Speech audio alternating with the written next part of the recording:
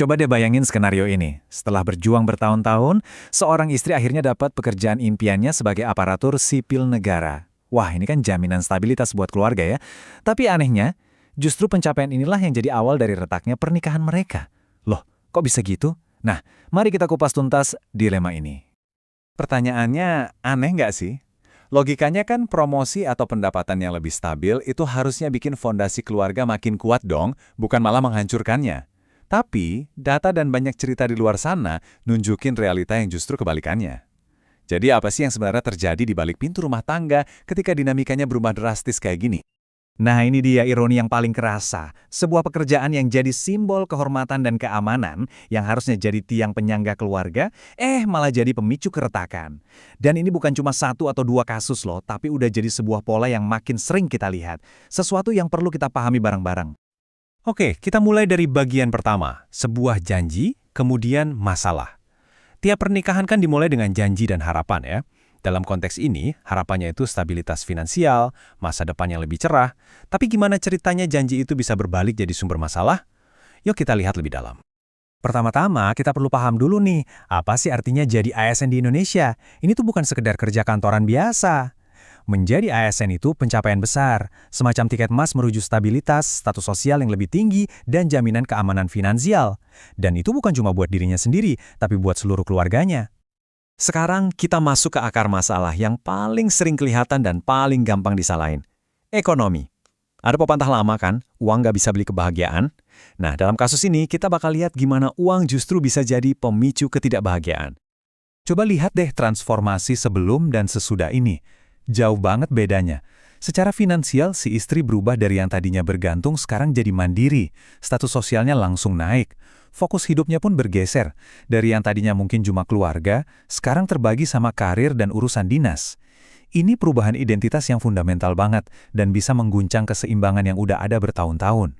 Nah, grafik ini nunjukin inti masalahnya dengan jelas banget. Ketika penghasilan istri sekarang lebih tinggi dari suami, yang terjadi itu bukan cuma pergeseran angka di rekening bank loh, tapi ini adalah pergeseran kekuasaan. Peran tradisional suami sebagai pencari nafkah utama jadi goyah. Dan ini punya dampak psikologis yang besar banget.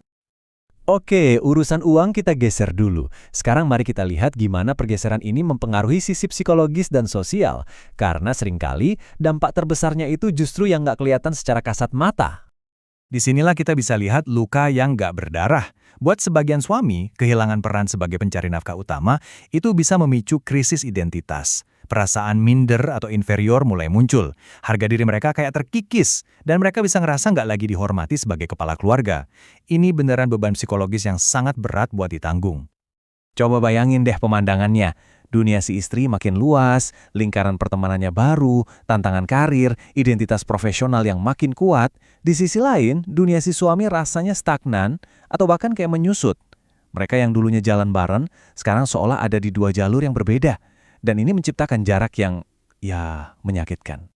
Pertanyaan selanjutnya, jadi, apakah ini salah suami? Kalau pernikahan udah retak, orang kan pasti nyari siapa yang harus disalahin. Dan dalam banyak kasus kayak gini, jari telunjuk tuh sering banget nunjuk ke satu pihak, sang suami. Yuk, kita bedah perspektif yang umum ini. Nah, ini dia narasi yang sering banget kita dengar di masyarakat, bahwa suaminya lah yang nggak bisa beradaptasi, nggak bisa naik level bareng istrinya.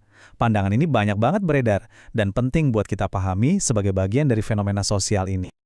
Kutipan ini, yang sering kita temuin dalam curhatan-curhatan di media sosial, rasanya ngena banget ya. Ini ngegambarin rasa sakit hati dan pengkhianatan yang dirasain oleh beberapa suami. Mereka merasa udah berkorban, ujung-ujungnya malah merasa ditinggalkan karena dianggap nggak setara lagi. Jadi disitulah tekanannya. Muncul ekspektasi yang nggak terucap, bahwa si suami harus bisa tumbuh secepat istrinya, harus bisa menyeimbangkan status sosial dan ekonomi yang baru. Kalau gagal, pernikahan itu sendiri yang jadi taruhannya. Oke, bagian terakhir, pernikahan modern. Setelah kita bedah semua faktor tadi dari ekonomi, psikologis, sampai sosial, apa sih artinya ini semua? Fenomena ini seolah maksa kita buat mendefinisikan ulang apa arti sebuah pernikahan di era modern. Jadi, pelajaran terbesarnya apa? Ternyata, di zaman sekarang, cinta dan stabilitas finansial aja tuh nggak cukup buat nopang sebuah pernikahan. Keseimbangan kekuasaan, kemampuan buat adaptasi bareng, dan kesiapan menghadapi ekspektasi sosial yang terus berubah, itulah pilar-pilar baru yang ternyata sama pentingnya. Dan kita akhiri dengan pertanyaan ini.